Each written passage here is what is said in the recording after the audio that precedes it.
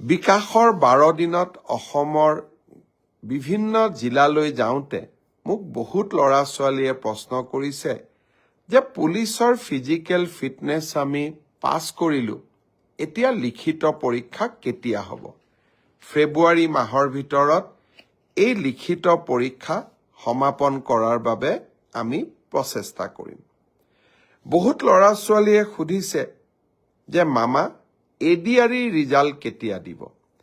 ADRE ৰিজাল্টটো আমি তৃতীয় আৰু চতুৰ্থ বৰ্গৰ আটাইকেইটা পৰীক্ষাৰ ৰিজাল্ট আমি ফেব্ৰুৱাৰী মাহৰ শেষৰ ফালে বা মাৰ্চ মাহৰ প্ৰথম সপ্তাহতে দিবৰ বাবে আমি চেষ্টা কৰিম।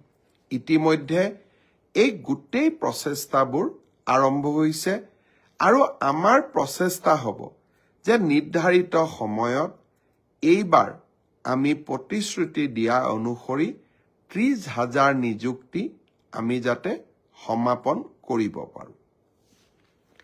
প্ৰাদেশিকৰণৰ ওপৰতো আমাৰ সমাজত বহুত চিন্তা চৰ্চা হৈ থাকে।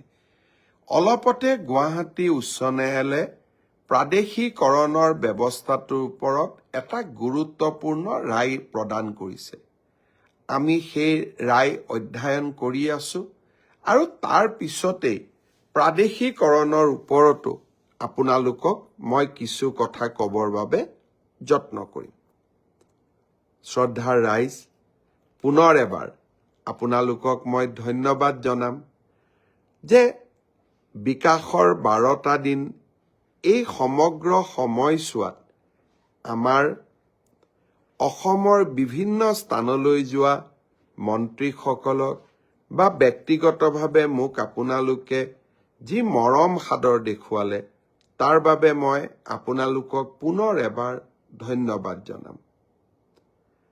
5টা বিধানসভাৰ উপনিৰ্বাচন, লোকসভা সমষ্টি লোকসভা নিৰ্বাচনত বিজেপিৰ চমকপ্ৰদ বিজয়, এই গোটেইবিলাকৰ প্ৰেক্ষাপটত এতিয়া আমি 2025 চনৰ বাবে সাজু হ'ম। 2025 চন ৰাজনৈতিক দৃষ্টিভংগীৰেও গুৰুত্বপূৰ্ণ হৈ থাকিব। বছৰটোৰ আৰম্ভণিতে পঞ্চায়তৰ নিৰ্বাচন, তাৰ পৰৱৰ্তী সময়ত স্বায়ত্তশাসিত পৰিষদসমূহৰ নিৰ্বাচন আৰু তাৰ পিছত বিটিআৰৰ নিৰ্বাচন। আৰু এই ধৰণে 25 চনৰ ৰাজনৈতিক ঘটনাৰাজিৰ মাজতেই আমি 26ৰ বিধানসভা নিৰ্বাচনলৈও আগবাঢ়ি যাম।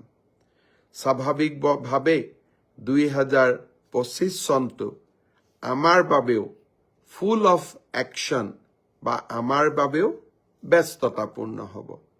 ৰাইজৰ মাজত এই বছৰটোত গৈ থকাৰ বাবে চেষ্টা কৰিম আৰু এই বছৰটোতে আৰম্ভণিতে এডভান্টেজ আছাম অৰ্থাৎ অসমলৈ বিনিয়োগ অনাৰ বাবে আমি বিনিয়োগ সন্মিলন আৰু তাৰ লগত ইনভেষ্টমেণ্টৰ লগত ইনফ্ৰাষ্ট্ৰাকচাৰ, ইনভেষ্টমেণ্ট আৰু ইনফ্ৰাষ্ট্ৰাকচাৰ সন্মিলনখনো আমি 25 আৰু 26 ফেব্ৰুৱাৰীত আয়োজন কৰিম।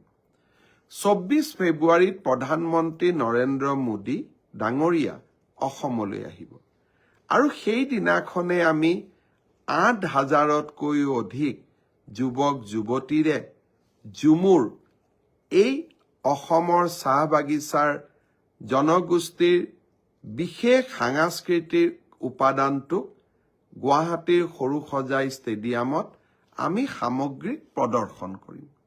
প্ৰধানমন্ত্ৰী ডাঙৰীয়া নিশা গুৱাহাটীতে কটাব আৰু 25 তাৰিখে আমি আমাৰ ইনভেষ্টমেণ্ট আৰু ইনফ্ৰাষ্ট্ৰাকচাৰ সামিটখন আমি মুকলি কৰিম।